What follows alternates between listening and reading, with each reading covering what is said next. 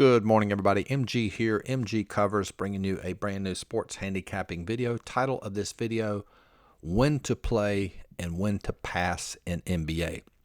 In essence, we're going to be talking about how to find good value in NBA and what is an example of bad value. Yesterday was a really good example. Before we do that, as always, if you're watching this video for the first time, I greatly appreciate you subscribing to the channel. If you want to learn sports handicapping, ton of content on my channel. There's a lot of playlists. If you want to learn how to handicap college football, college basketball, you can learn a lot simply by subscribing and watching all the videos. If you follow me on social media, MGCovers, cover spelled with a Z, give out a ton of content there as well. So greatly appreciate you following me. And of course, you get, like I said, a ton of value simply by following me and subscribing to the channel. All right, super excited to talk about NBA. And it's a really solid model. What you're looking at on the left, these are my power rankings from last night, December the 5th, 2022. So that helps whenever you're watching this video. And then, of course, these are the lines over here on the right. So first off, when you're creating a model, if it's a statistically driven model, and it should be, that helps you from being influenced by the bias that are created by the books, meaning the books set the line based on the public's perception of a team.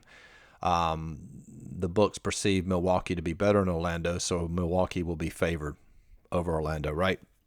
So that's how the books set lines. So our model is statistically driven. We don't factor any bias. So if you have a statistically driven model and you have tested that model to be accurate, of course, it's going to be more accurate than the books line and going to help you to find value. So the way I do NBA, the average margin of victory in NBA is 11 points. Okay. So the way I determine value determine value, I want at least a 5-point differential between my line and the sports books line, because that's going to create, the bigger the margin, the greater chance of that team winning. So these are great examples. So take a look at yesterday. Our line was Milwaukee minus 10. All right. Look at the books line. The books line was minus 10, right? It opened at 7.5 and the line moved towards our line. But here's, even at the 7.5 and definitely at the 10, it was the same number. So there's no value. And I've used this example a lot over the years. If you walked into Best Buy and they said, hey, you said, let's say you were looking at some headphones and they said, hey, we got a really good sale. These headphones are normally $100, but we have them on sale for $95.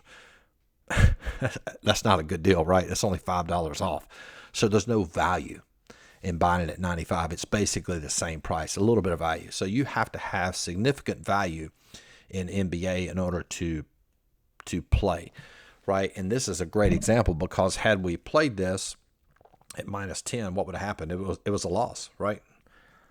So really good example. And the way another criteria that I have with my model, I want to play double-digit favorites via my line, because what I found over the years, if we do that, those teams are more likely to win and cover as opposed to teams that are like -3, -4, etc. Okay, so let's take a look. Let's scroll down and look at the Philadelphia. Another good example.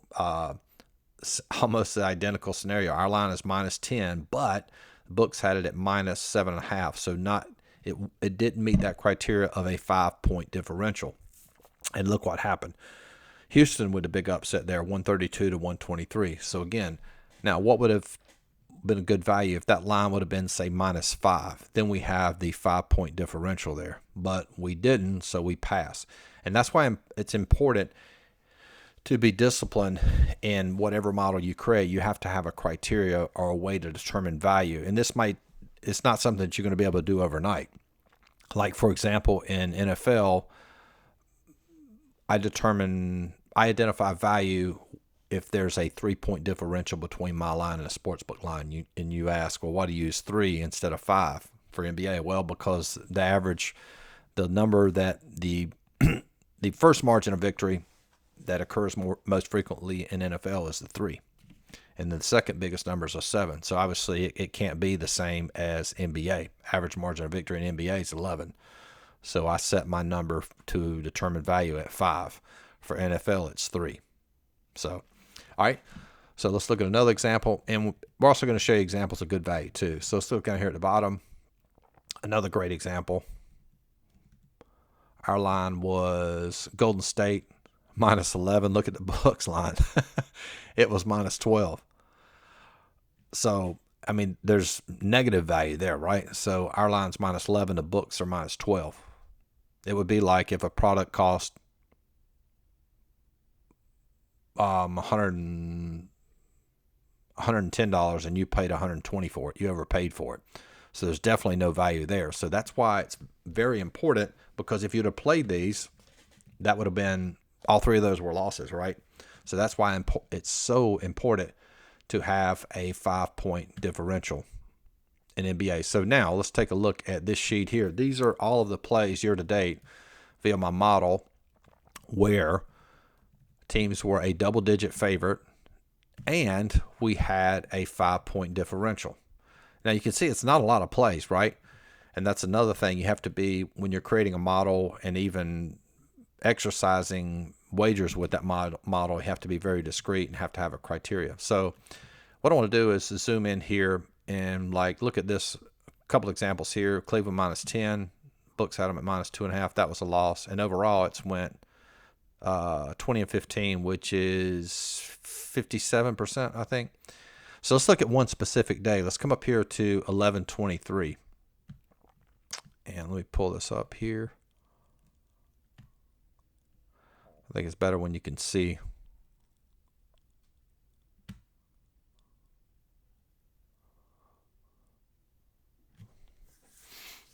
This always takes a while to load.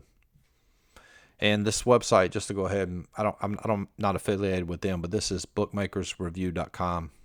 Good resource for information. So the first line we had was Philadelphia minus 11.5. And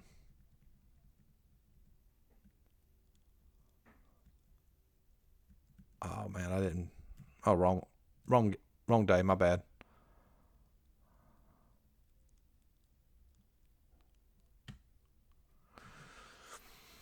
Okay, Philadelphia books line was. Do I have the right day in here? Hang on one second. Yeah. Okay, that's correct. All right, Philadelphia was minus 11.5.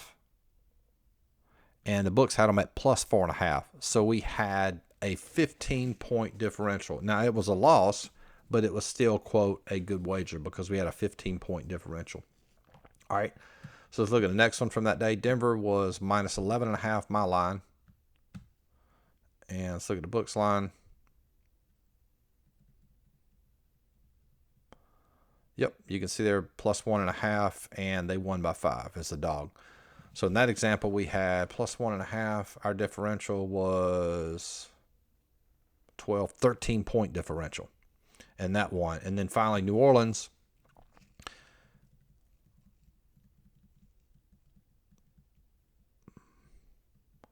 Here we go. New Orleans was minus 5, my line, and it was basically a blowout. They won by 19, 129 to 110. Now, this is interesting because you can see the sportsbook line was minus 5. Look at my line.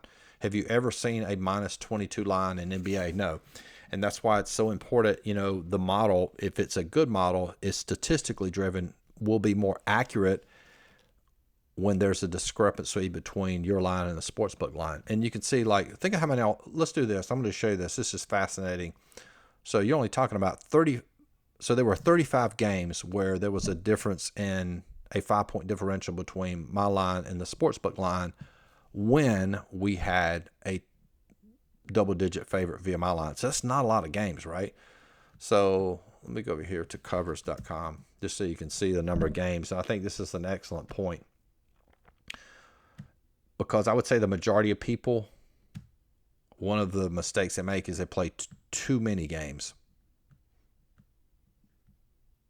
Whereas somebody like myself, my weakness is I probably don't play enough games. Yeah, so check this out. So you have a total of, let me see if we can get this number. Okay, there you go. So you take, let's see, what's that? There's been a total of 358 games played year to date in NBA. 358.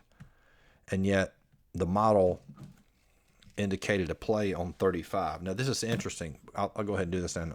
So there's a total of 358 games played in NBA, and then our model indicated value and a play for only 35. So what's that difference? That's only 10%. So a good rule of thumb, and I don't have any data to support this, but it's probably accurate, you should only be playing about 10% of those games. So you're not going to have value. So if you see somebody, a sports handicapper, playing 5 or 6 games a day in NBA, I mean, you're going to get killed, because there's the books aren't going to lay bad lines in that many games per day.